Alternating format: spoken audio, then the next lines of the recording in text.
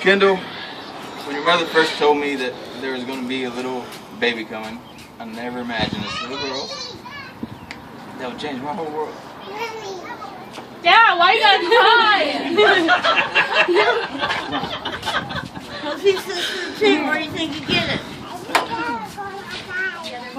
I can't read this. You're going to have to read it.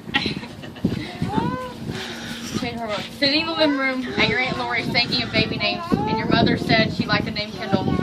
I, being the car guy that I am, said, awesome, I like Kendall Motor Oil, so that works for me. On to the middle name.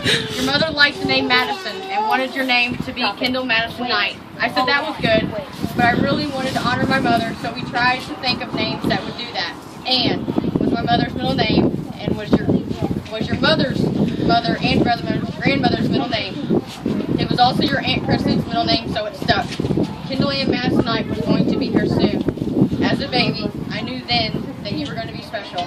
You were a daddy's girl for sure. When you were little, and I would come over, I remember making snow cones in your little candy shop I bought you. I also remember having to throw it out because I didn't clean it properly and it was ran over by ants. Those were fun times, and I always look forward to our days together. Nothing in the world mattered when you were there but you. Then one day, as your future stepmom was watching you, I learned that it was probably going to be a permanent thing, you and me every day. And it was the best thing that ever happened. Even though it was sad for you, it was great at the same time. Soon I would marry Steph, and you were the junior bridesmaid. Wow, what an emotional time. I remember you and me stepping away and talking about how things were not going to change just because Steph and I were getting married. You cried your little eyes out, and we talked, and then we danced. As you grew, you always made me so proud no matter what. In soccer and in school plays, you always shined. I remember you coming up to my work as a little girl, and we made you a little mechanic's jumpsuit so you could help fix the cars. Then, riding your motorcycle and racing around the yard on a track that I cut out for you. Then, as you got a little older and moved on to the four-wheeler, making rooster tails as tall as trees as you were raised around the world, and even running over me.